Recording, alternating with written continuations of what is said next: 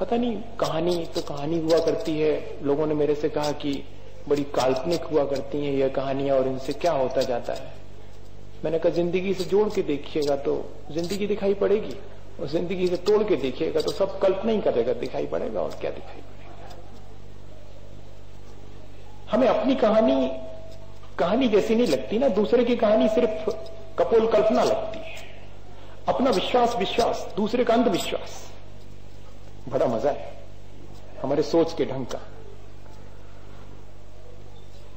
हमारा दुख और दूसरे की पीड़ा कोई मायने नहीं रखती। एक दिन भगवान से उसने प्रार्थना की कि इतनी पीड़ा तो मत दो। जहां देखता हूं, जहां जाता हूं, जिससे मिलता हूं, वो ज्यादा बेहतर हालत में दिखाई पड़ता है और मेरी स्थिति तो बहुत मुश्किल ही है, ठीक से जीते भी नहीं बनता है।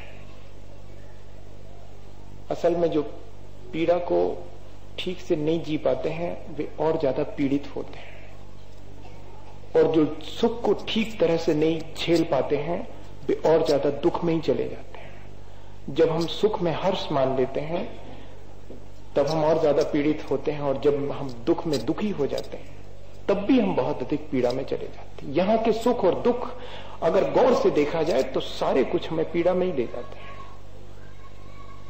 क्या वजह है कि इसके बावजूद भी हम यहाँ के दुख को दुख नहीं महसूस कर पाते हैं और यहाँ के सुख को भी दुख की तरह नहीं देख पाते हैं। और जब तक ये नहीं होगा तब तक शायद कोई व्यक्ति इस सुख और दुख दोनों से परे कोई और चीज है उसकी तरफ अपना कदम नहीं बढ़ा सकेगा। घर में आग लगी है, इस बात का एहसास होने पर ही घर छोड़ा जा सकता है, लेकिन अभी तो घर में सुख महसूस हो रहा है, विरक्ति का सवाल ही नहीं होता है। आत्म के अहित विषय कषाय, इनमें मेरी परिणति न जाए, रोज पढ़ते हैं। और आत्म हित हेतु विराग ज्ञान ते लखें आप को कष्ट दाय। दोनों चीजें लिखी हैं।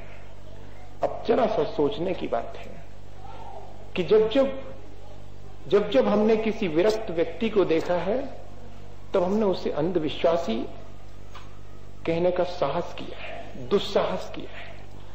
और जब भी हमने विषय कषाय छोड़ने की बात आई है तब पीड़ा महसूस की है, ये जानते हुए भी कि यहां विषय और कषाय की तासीर हमको पीड़ा में ले जाने की है, लेकिन उनको छोड़ने की बात भी एक गहरी पीड़ा में ले जाती है। फिर हमारे सब करने का और हमारे सब सोचने का अर्थ क्या है? कई बार मैं बैठे बैठे बहुत सोच में डूब जाता हूं, जैसे कि अभी भी सोच में डूब गया, बहुत गहरे सोच में डूब जाता हूं कि बात क्या है। जानित जई चिंतित जई, जीव जरा मरण भय दुखई, विशेषु न विरज जई, अहो सुबद्धो माया गंठियो। जीव जानता है, विचार भी करता है कि यहां सिवाय जन्म जरा और मरण के दुख के और कुछ भी नहीं है। इस की बात भी विशेषु न विरज जई, अहो आश्चर्य है। अमृतचंद स्वामी कहते हैं कि आश्चर्य है, ये माया की ग्रंथि, ये मिथ्यात्व की, ये मोह की ग्रंथि बहुत सुदृढ़ है, आश्चर्यचकित करके रख देती। आचार्य महाराज को आश्चर्य में डालने वाली चीज है। हमारी अपनी माया, हमारी अपनी मोह की ग्रंथि इतनी सुदृढ़ है कि हमें अंधेरे का एहसास नहीं होने देती, हमें अंधेरे के बीच भी रोशनी का भ्रम पैदा कर देती है, और वास्तविक रोशनी का हमें कोई भान नहीं हो पाता। और फिर उसके प्रकट होने की बात तो छोड़िए, जिसे अभी अपने आत्मा की उज्ज्वलता का भान भी नहीं है, जिसे अपने आत्मा की उज्ज्वलता पर विश्वास नहीं है, और जिसे अपनी माली हालत का एहसास नहीं है, वो व्यक्ति कभी यहां से मुक्त होने का उपाय भी नहीं ढूंढ सकता। मुक्त होने की बात छोड़िएगा, मुक्त होने का उपाय भी नहीं खोज सकता। जो जितनी गहरी पीड़ा से गुजरता है वो शायद उतने गहरे सुख की खोज में निकल जाता है। लेकिन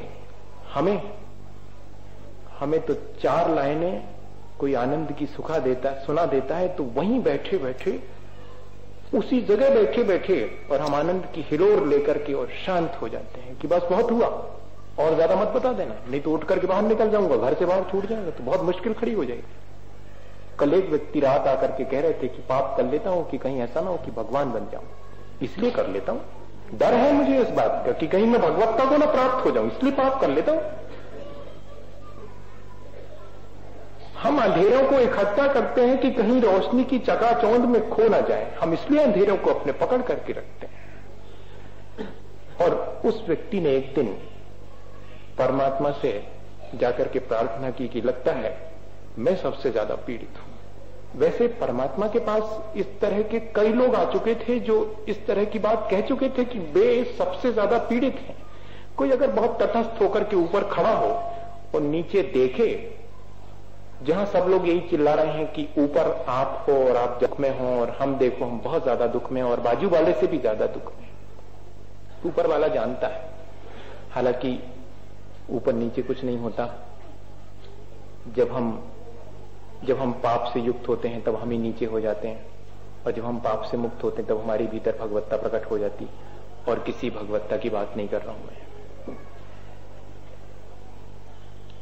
भगवान से कहा कि कोई उपाय हो तो कम से कम इतना ही कर दो कि जरा हमारे दुख ट्रांसफर करवा दो।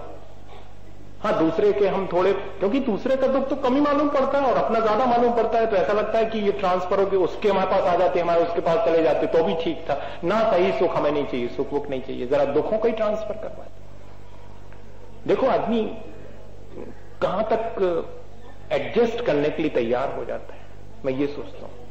वो कह रहा है कि मेरे दुख बदल दो, दूसरे के मुझे दे दो, क्योंकि उसके उसे मालूम पड़ रहे हैं कि कम है और अपने ज्यादा मालूम पड़ रहे हैं। तो एक दिन ऐसा हुआ कि सपने में उसने देखा, बिल्कुल कल्पना की बात कह रहा हूं, कहीं कोई सच्चाई नहीं है, लेकिन देखना आप कि ये अपने जीवन की कहानी से कोई अलग कहानी नहीं है, बस सिर्फ इतनी सी बात है। और एक रात सपना आया कि भगवान ने आवाज दी है, घोषणा करवाई है कि कल सब लोग अपने अपने दुख की गठरी बनाएं, और जो सामने एक कम्युनिटी हॉल है जहां सब लोग जा सकते हैं, वहां अपने अपने दुख की गठरी लेके जाएं, और वहां हम एक दूसरे के दुख ट्रांसफर कर देंगे, अदला बदली वहां हो जाएगी बस, लेकिन अपने दुखों की गठरी जितनी है वो बांध करके ले जाए। और जब किसी को ये कहा जाए कि अपने दुख की गठरी बांध करके सिर पे और ले चलो, बदलना है, तो कौन ऐसा बुद्धू होगा जो अपने दुख की गठरी बड़ी ना बनाए?